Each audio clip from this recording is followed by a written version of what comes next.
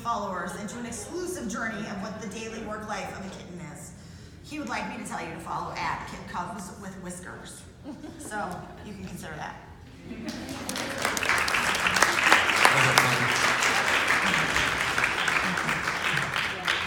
So with the cat's Instagram accounts, if there's anything I've learned is that I am a guest in their house and not the other way around. So it's taught me a lot.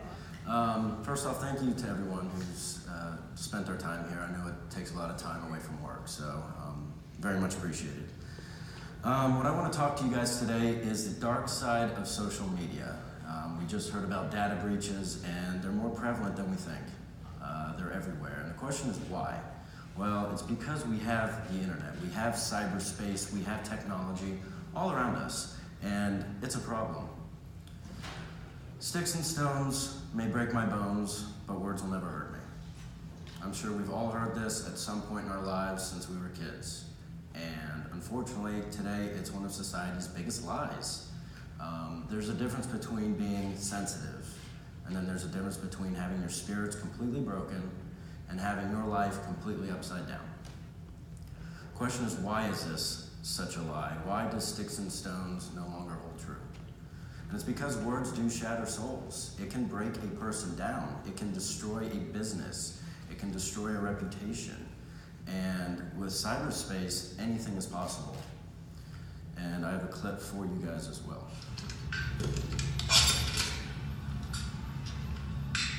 Try to relax.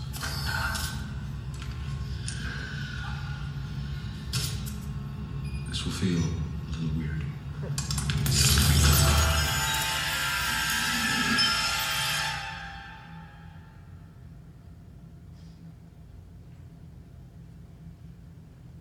This is the construct.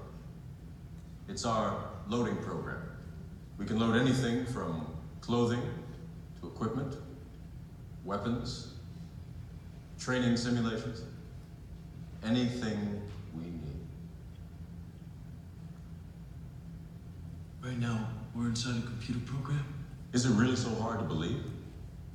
Your clothes are different, the plugs in your arms and head are gone. Your hair has changed. Your appearance now is what we call residual self-image. It is the mental projection of your digital self. This isn't real.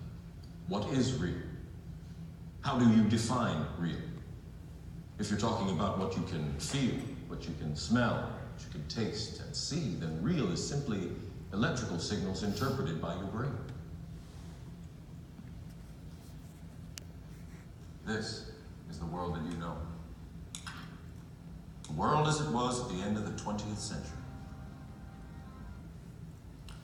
So I'm sorry I clipped that short, but you know, The Matrix has been out for a very long time. I'm sure most of us have seen it. If not, it was a strange prediction of where we are today. The power of cyberspace, the power of a computer, what you can do with yourself online. With apps like Facebook, Instagram, Snapchat, WhatsApp, you have the ability to completely reconstruct who you are online. And sometimes that gets people into very, very difficult situations. When it comes to technology, bullying, which I'm going to talk to you about in a little bit, there's a whole new meaning of what bullying is today. It's no longer just on school grounds. It follows us home. It's no longer workplace harassment that just stays in the office. It follows us home. And the question is why? Because we allow it to. And I myself, I'm a huge proponent of technology. I love social media. But understanding the dark side and the times that it's used for situations that put others in danger, this is something very important that people need to understand. I'm not sure how many people have seen Black Mirror in here at all. Okay. You, sir, what's your thoughts on the show as a whole from what you've seen? It's like a technological twilight zone, and it kind of, it's great. To me, it's great satire because it takes the reality and just turns it up a notch. Like, what would it look like next? And in your opinion, is it realistic? Is it far-fetched? What's your takeaway from It's it? like a realistic next couple steps if we went this direction. Sure. And that's what this is today, is we all have the power to change who we are online. Whoever we are right now, that's not maybe who we appear to be on our social media platforms or, on whatever websites we subscribe to. We have the ability, as Morpheus said in The Matrix, to really reconstruct who we are. And a lot of people take advantage of that and prey on others. So cyberbullying. In order to understand what cyberbullying is, we need to understand what cyber means. And then we need to understand what bullying means. So what is cyber? Cyber is any electronic medium that is used to transmit electrical signals that's either now in existence or could be in existence in the near future. These are your standard flip phones. Now we have smartphones, computer desktops, laptops, any wireless device that has the ability to send a signal to another medium or another person. But what is bullying? And this is where we get into the idea of the First Amendment. Is bullying a universally accepted principle? Is there a universally accepted definition of it? If you're talking about what makes you upset or angry or frustrated, that very well may be bullying, but it also may not be bullying. So how do you determine if somebody is maybe just a little more sensitive than the average person, or this is a course of conduct that is really meant to harm another person or a group of people? And the strategy with identifying what bullying is how are these technologies utilized to break a person? How are they triggering or targeting an individual? And that's what we're getting at, is the strategy that these devices are being used in, the context and how they're used. So my definition of cyberbullying is taking a specific target or specifically targeting another person with the specific intent of annoying, harassing, or alarming another person repeatedly. But the problem with that definition, especially when you're looking at it from a constitutional level, is what is harassment? What does that mean? What is conduct that is annoying? What is conduct that is alarming? And at the same time, how do you know how to define how somebody feels? And this is a problem that courts are dealing with every day, especially when it comes to cases of revenge porn or harassment through text messages or social media. It is very difficult for courts to sit and look at, a Facebook message or a Facebook post or a text message and conceptualize what that means. What was that person thinking? What was the intended effect of that conduct? And that's where the First Amendment kind of comes in and makes things a little more confusing. And to anybody out there, does anybody know what the first documented case of cyberbullying was? Or know who was involved with it? Anybody want to take a guess? Okay.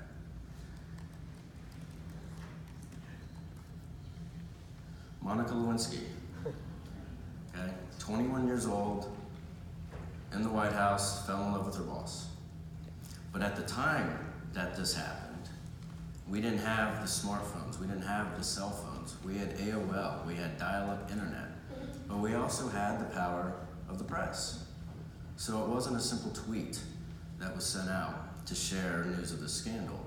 It was outlets picking up a phone and sharing this to as many publications as possible, so first thing the next morning, or even maybe that night, the news was out. And the problem with it is it took 20 years of silence, of her staying isolated, to finally come into the public and tell everybody what happened, how she felt. And to this day, I think it was a few months ago, she finally broke her silence and had started up her own anti-cyberbullying initiative. So just to give you kind of a timeline of where we are, 1998 was the effect of Monica Lewinsky's scandal in the White House. And what happened to that? Well, at the time, this was an isolated incident. Were there others? I'm sure, but in terms of people understanding or knowing what was going on, this was pretty big news. The effect of that, she stayed silent for 20 years. The next one is Megan Meyer. This was the MySpace cyberbullying case that happened in 2006. A 13-year-old girl hung herself because she thought she was talking to a 16-year-old boy that she fell in love with, who actually was the mother of an ex-best friend of hers who lived down the street, operating under the name of Josh Evans. And they got to know each other over a period of time until Josh, or Lori Drew, felt the need to tell Megan to end her life. Nobody liked her, and that's exactly what she did. But the effect of each of these is how they're charged. What was the effect of it? Well, in this case, she was charged under the Computer Fraud and Abuse Act, which is a statute that looks at any crimes that are committed with the use of a computer or electronic device. The problem with that is it didn't incorporate or even identify or address cyberbullying, because this at the time was so unheard of. And this was right around the time that MySpace was around. From a state level, there were no charges filed. And today, the result of that was a Texas law that we'll talk about later that would have addressed this, which is called David's Law, taken after David Molak's case down in Texas. 2010, Tyler Clementi. Did you remember hearing about a college student who jumped off the George Washington Bridge? Well, in this case, his roommates had set up a web camera hidden, I think, behind some animals or some books, and they exploited him for his sexuality.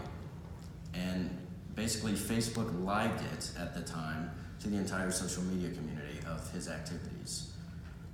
What was the effect of that? Those roommates were not charged with a suicide, but they were charged under the tort law for invasion of privacy. Grace McComas, who I actually have the wonderful opportunity and pleasure to work with her mom on a number of cases, took her life in 2012 from hanging. Same thing, social media. The federal consequences of that was there was none. On a state level, they came out with a law known as Grace's Law.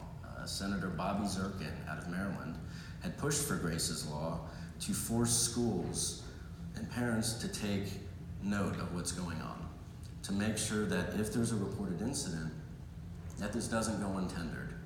And today, actually as of last night, the senator called me this morning, they just passed through the Senate Judiciary Committee Grace's Law 2.0. And what Grace's Law 2.0 is designed to do is fill in the gaps from the initial law, which says we don't need a course of conduct under Maryland's law to prove instances of cyberbullying. Any single activity can constitute an instance of cyberbullying if it's significant enough. It also changes the penalties. What happens when you entice a minor or a child to kill themselves or to commit suicide? Well, instead of 3 years in prison, it's a mandatory 10, and so forth. So these cases are showing states finally responding to what's going on. Conrad Roy, we heard about this in the news, I think 2 years ago. There was a girlfriend who actually helped her boyfriend Conrad kill himself in his Jeep or in his car, and she had actually texted him, telling him to do it, just do it, just do it. And this is actually one of the first instances of what they call a texting suicide case. She was sentenced under involuntary manslaughter statutes, which was a few years ago. It shocked everybody because there was no reason that there should have been anything other than a murder charge on their docket. And again, it's a struggle for the courts because there's so much that they have to look at. You know, they had text message proof, but again, how do you determine intent from words, and especially from a jurisdictional purpose when two people are in different states?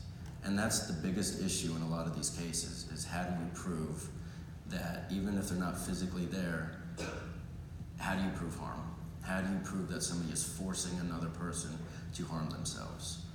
David Molak, 2016, he was harassed constantly, bullied, texted nonstop during school. He took his own life. And as a result of that, David's Law came out that requires schools to notify the parents of anyone who's bullied within 3 days of the incident, and then they have to tell the aggressor's parents within a reasonable amount of time what's going on. And on the civil side, it allows for injunctions and any other such remedies that are available. This past year, 2 minors were arrested for the suicide of a 12-year-old girl. These are 12-year-olds because they were bullying and enticing another to harm themselves. So where do we stand today? Federally, there is no cyberbullying statute, but states are creating their own cyberbullying laws to address this. Many states just use the current harassment statutes and try and fit fact patterns under it. A lot of times this isn't enough, and it makes it a little more difficult. So bringing it back home, there's no real way to define bullying, and every case is on its own. But what you do need to know is that proving it is becoming a little bit more easier because jurisdiction isn't the only factor keeping it out. So with these laws, it's encouraging people to stand up and do something. I work with a number of organizations. I've started my own anti-cyberbullying initiative where I work with people throughout Silicon Valley and Hollywood, and I have them record videos to their fans, to their followers about their tips on how to stand up against cyberbullying. I know I'm short on time, but you know, I've had a number of families and schools reach out to my office saying, what do we do? And I'm able to use the resources that I have to work with schools, to work with families and kids who are too afraid to come to their own families and help them with this. And with the legal practice, I mean, we're all texting, we're all online, and it's very important that we know what to do with that power. So, thank you very, very much.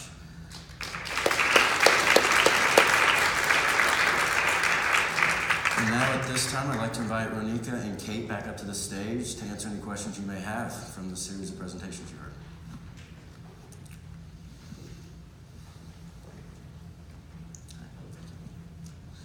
Okay, does anybody have any questions for? Yes, ma'am. This is for Kate. Kate, do you think there's going to be more data breaches or less? Like, have companies learned their lesson or no? I'm skeptical.